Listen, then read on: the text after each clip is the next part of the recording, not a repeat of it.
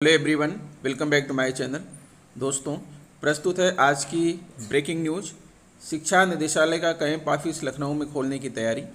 शिक्षकों के प्रमोशन के लिए वरिष्ठता सूची कब होगी अपलोड, दिए गए ये निर्देश। एनसीटी गाइडलाइन दरकिनार, बिना टीटी प्रमोशन को तैयार। अग्निवीर बनना है तो 15 मार्च से पहले करें आवेदन, आधा शुल्क भरेगी सेना। नगर निकाय चुनाव 10 मार्च को होगा, मतदाता सूची का प्रकाशन, बढ़ सकेंगे नाम। एनपीएस और ओपीएस हुआ पुराना, अब नया आ रहा है जीपीएस, गारंटेड पेंशन स्कीम। आइए देखते हैं दोस्तों खबरें विस्तार से। जी हाँ दोस्तों, आप देख पा रहे हैं खबरें विस्तार से कि इसमें यह यूट्यूब चैनल पर प्रयागराज उच्च शिक्षा निदेशालय को लखनऊ ले जाने के प्रस्ताव का विरोध होने के बाद निदेशालय का कैंप ऑफिस प्रदेश की राजधानी में खोले जाने की तैयारी चल रही है। उच्च शिक्षा मंत्री की 13 मार्च को प्रस्तावित बैठक में इस मुद्दे को चर्चा के लिए एजेंडे में शामिल किया गया है। पिछले दिनों शासन से पत्र जारी कर उच्च शिक्षा निदेशक से प्रस्ताव मांगा गया था कि निदेशालय को लखनऊ शिफ्ट किया जाए। इस प्रस्ताव का निदेशालय कर्मियों ने जमकर विरोध किया, जिसके बाद मुख्यमंत्री केशव प्रसाद मौर्य को बयान जारी कर स्पष्ट करना पड़ा कि उच्च शिक्षा निदेशालय का मुख्यालय प्रयागराज में ही रहेगा और किसी भी सूरत में इसे शिफ्ट नहीं किया जाएगा। फिलहाल उच्च शिक्षा निदेशालय को पूरी तरह से लखनऊ शिफ्ट किए जाने की प्रक्रिया को स्थगित कर दी गई, लेकिन अब निदेशालय का कैंप ऑफिस लखनऊ में खोले जाने की तैयारी चल रही है। उच्च शिक्षा मंत्री की 13 मार्च को प्रस्तावित समीक्षा बैठक में इस प्रस्ताव पर निर्णय होने की उम्मीद है। बैठक के एजेंडे में इसे शामिल किया गया है और इस पर चर्चा होनी है। निदेशालय का कैंप ऑफिस लखनऊ में खुलने के बाद निदेशक वहां भी बैठेंगे। इसके साथ ही कुछ कर्मचारियों को भी कैंप ऑफिस में तैनात किया जाएगा। कर्मचारियों का आरोप है कि कैंप ऑफिस लखनऊ में खोलने के बहाने निदेशालय को लखनऊ ले जाने की तैयारी है। माध्यमिक शिक्षा निदेशालय का कैंप ऑफिस भी लखनऊ में है और निदेशक वहीं बैठते हैं। इसी तरह उच्च शिक्षा निदेशालय का कैंप ऑफिस भी लखनऊ में खुलने के बाद निदेशक वहां नियमित रूप से बैठने लगेंगे और प्रयागराज स्थित उच्च शिक्षा निदेशालय का महत्व कम रह जाएगा। कर्मचारियों को भी फाइलें लेकर बार बार लखनऊ दौड़ना पड़ेगा और शासकीय कार्यों में भी अनावश्यक रूप से विलंब होगा। बीएससी शिक्षा परिषद के प्राथमिक स्कूलों में कार्यरत शिक्षकों के लंबे समय बाद होने जा रहे प्रमोशन के लिए वरिष्ठता सूची जारी करने का एक और मौका दिया गया है। सचिव प्रताप सिंह बघेल की ओर से रविवार को जारी आदेश में सभी बीएससी को जिला स्तर पर तैयार रहकर सहायक अध्यापकों की अंतिम ज्येष्ठता सूची 10 मार्च की रात 12 बजे तक एनआईसी के पोर्टल पर अपलोड करने के निर्देश दिए गए हैं। इससे पहले 6 मार्च तक वरिष्ठता सूची अपलोड होनी थी। ज्येष्ठता सूची में किसी प्रकार की आपत्ति पोर्टल पर ही 13 मार्च को अपराह्न 3 बजे से 20 मार्च तक दर्ज की जा सकेगी। जिला स्तर पर 27 मार्च तक आपत्तियों को निस्तारण 30 मार्च तक किया जाएगा। इसके बाद अंतिम ज्येष्ठता सूची 5 अप्रैल तक एनआईसी लखनऊ की ओर से विकसित पोर्टल पर प्रकाशित की जाएगी। सचिव की ओर से 31 जनवरी को जारी आदेश के अनुसार 30 अप्रैल तक प्रमोशन संबंधी सभी कार्रवाई पूरी होनी है।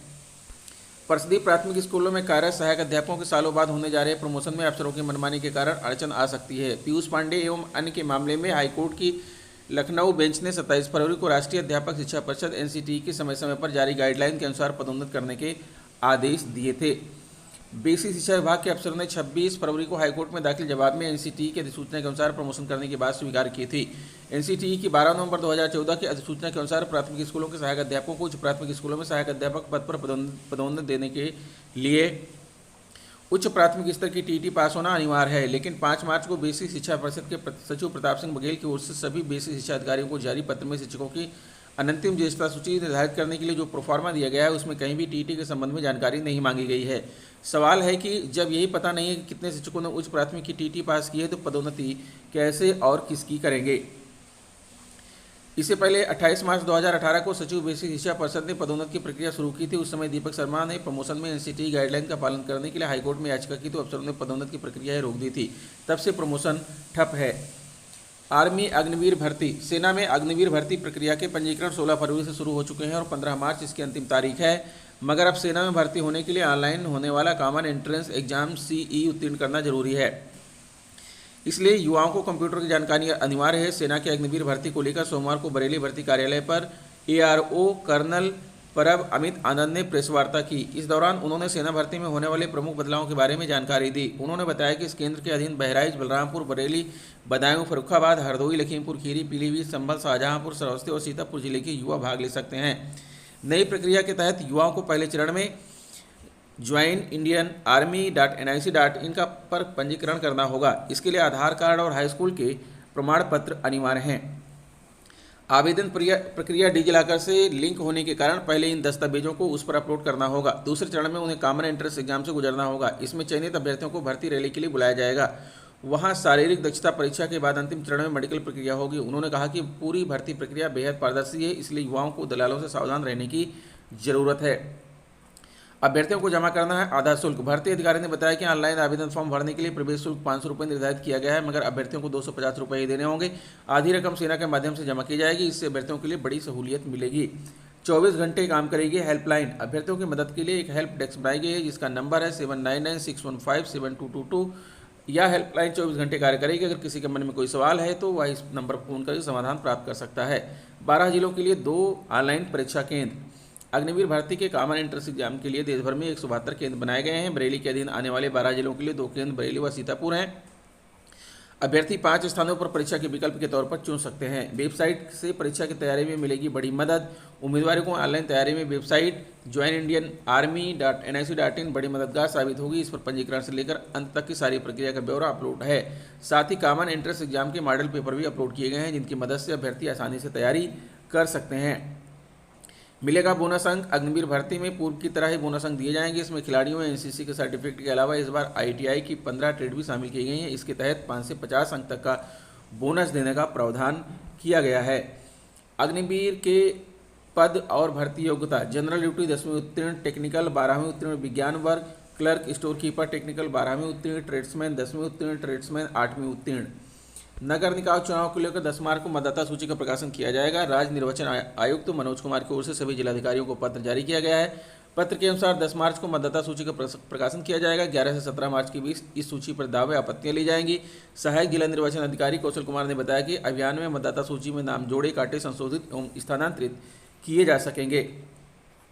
1 जनवरी 2023 को 18 वर्ष की आयु पूरी करने वाले मतदाता भी आवेदन कर सकेंगे। यदि मतदाता ऑनलाइन ही मतदाता सूची में अपना नाम जुड़वाना चाहते हैं तो वे आवेदन कर सकते हैं। उन्होंने बताया कि निकाय चुनाव को लेकर जारी कार्यक्रम के अनुसार ड्राफ्ट निर्वाचक नामावली का प्रकाशन 10 मार्च, ड्राफ्ट के रूप में निर्वाचक नामावली का निरीक्षण तथा दावे एवं आपत्तियों का प्राप्त करना 11 से 17 मार्च तक होगा। दावा एवं आपत्तियों का निस्तारण 18 से 22 मार्च तक। दावे एवं आपत्तियों के निस्तारण के बाद पूरक सूचियों, पांडुलिपियों की तैयारी तथा पूरक सूची 1 में समाहित करने की तिथि 23 से 31 मार्च तक। अंतिम रूप से तैयार निर्वाचक नामावलियों का जनसामान्य के लिए प्रकाशन 1 अप्रैल को होगा। एनपीएस और ओपीएस हुआ पुराना, अब नया आ रहा है जीपीएस गारंटेड पेंशन स्कीम। अधिक जानकारी के लिए नीचे देखें।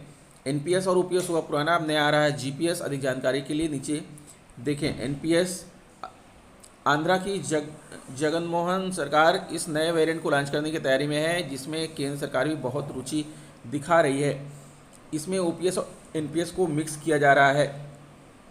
जीपीएस में ओपीएस जैसे पेंशन की गारंटी और एनपीएस जैसे कंट्रीब्यूशन 10% की कटौती पर पेंशन बनेगी 33% और 14% की कटौती पर पेंशन बनेगी 40% की गारंटी होगी। लेकिन ये भी फिक्स रहेगा एनपीएस के जैसे, यानी GPS equal to OPS plus NPS. तो दोस्तों, ये रहा आज का ब्रेकिंग न्यूज़। आशा करता हूँ वीडियो आपको अच्छी लगी होगी। अगर वीडियो अच्छी लगी तो प्लीज़ हमारे चैनल को सब्सक्राइब करते हुए बेल आइकन को प्रेस कर दीजिएगा। मिलेंगे आपसे नेक्स्ट वीडियो में कुछ नई जानकारी लेकर। तब तक के लिए नमस्कार एवं होली की बहुत सारी शुभकामनाएं।